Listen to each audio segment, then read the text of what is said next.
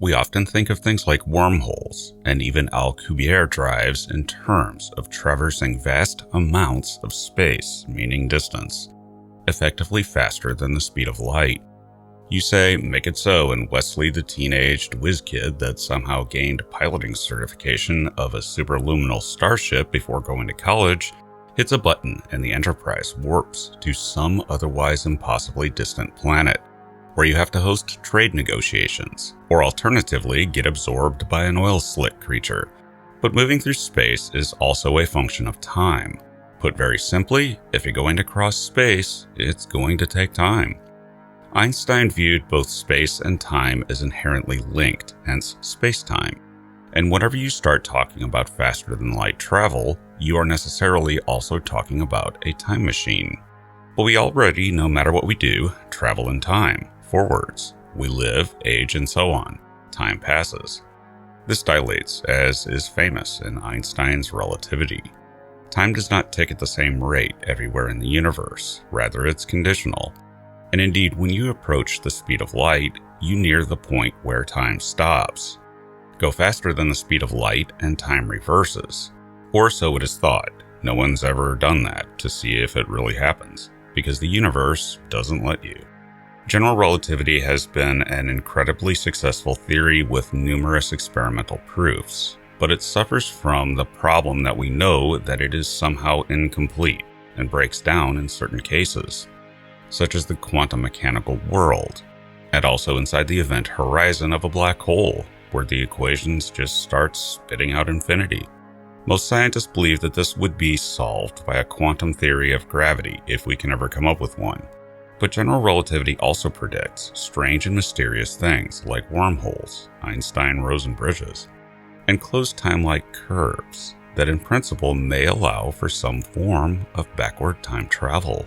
But backward time travel is fraught with paradoxes, such as the famous grandfather paradox, where if you interfere with the timeline, then your own timeline changes. This popularly was the disappearing person in the photograph of Back to the Future fame. But in physics, most answers to the question simply state that you can't go back in time, at least if you are large. The universe doesn't let you, and that's that. Hawking called it the chronology protection conjecture. But alternatively, there is a flavor of the many worlds interpretation, where you might go back to the past. It's just not your timeline, and when you do, it splits off. If you're a single particle, however, you might be able to do it, as in Wheeler's one-electron hypothesis, where there is only a single electron in the universe and it bounces forward and backward in time. And we see that as countless different electrons, when it might not be. It might just only be one. Other oddities include, of course, the notion that a photon propagating at the speed of light does not experience the passage of time, even though it takes time to propagate through space-time. And then there's the idea of a particle exceeding the speed of light, which is predicted to then force time to run backwards for it. There's also an idea that the reason quantum entanglement occurs is because entangled particles can exhibit the state change not in space, but in time. In other words, entangled particles are messaging the past in order to precisely and instantaneously change state, despite distance. This would strongly suggest that the past tangibly exists back there, and beyond causality has an active influence on the now. Whatever now is, physics doesn't actually have a concept of now. There is only the past and the future, and now is a construct of the brain. But even the brain doesn't have a now, it just seems like it. But it does take time for electrical signals to propagate around the brain. Again, it takes time. Time. Yet we really do not know what time really is. Ask 10 physicists and you'll get 10 different takes. Some even say that there are different kinds of time.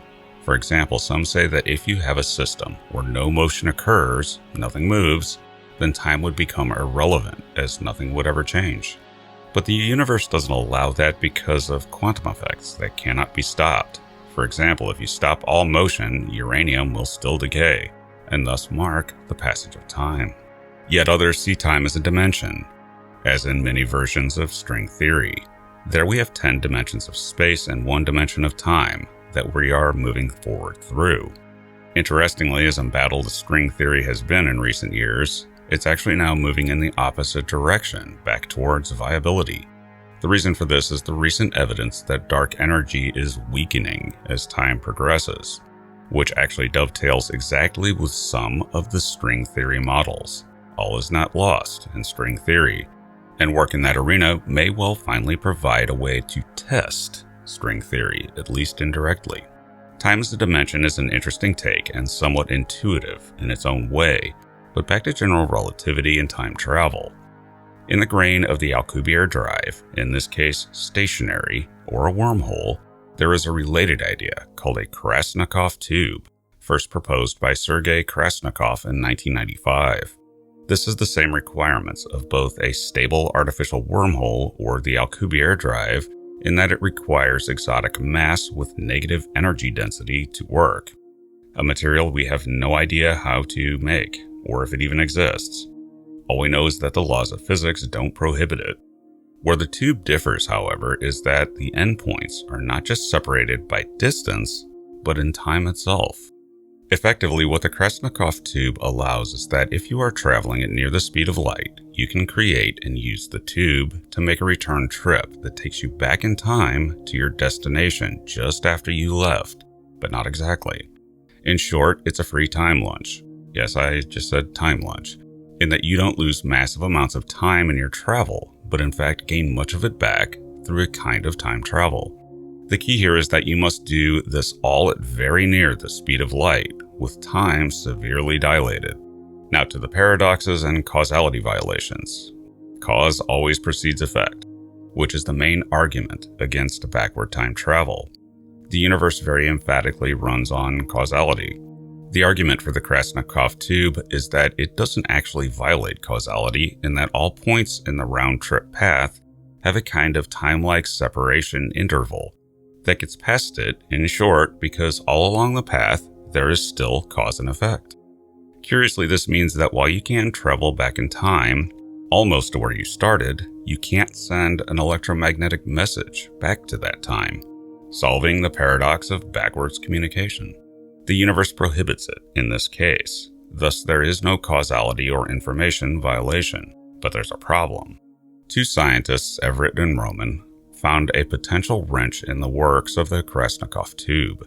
They demonstrated that if you had two Krasnikov tubes going in opposite directions, it would create a closed time-like curve, and that would violate causality. So a closed time-like curve is a prediction of general relativity where a trajectory through space-time, where an object or particle is able to loop back on itself in time, and thus travel to the past and create a causality violation by interacting with itself in the past. So the idea here is that if you created a tube to a distant star and you send a spacecraft through at relativistic speed, meaning from the occupant's frame of reference, going several thousand light years takes just over a year, they get there, and instead of going back through the original tube, they make a new one leading back to Earth. They get back and thousands of years has passed outside their frame of reference as expected, but it leaves two open tubes. If the astronauts go back through tube 2 and then go back home through tube 1, it becomes a time machine, and they end up returning to Earth thousands of years before they even left it in the first place, thus violating causality and traveling to the past. But that's only if the tubes are stable. That actually is unclear. The tubes are not physical objects per se, but rather better seen as permanent warps in space-time. But it may be that quantum effects collapse them at some point before violation can occur, which is also a problem with wormholes. If this is the case, then Krasnikov tubes are simply not possible. In short, the tube collapses before a causality violation can occur.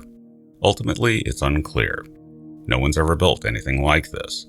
However, if the single Krasnikov tube idea does work, an interesting effect of that is that it actually does not return you exactly to the time you left, but slightly just after it. Time still passes, just not quite normally.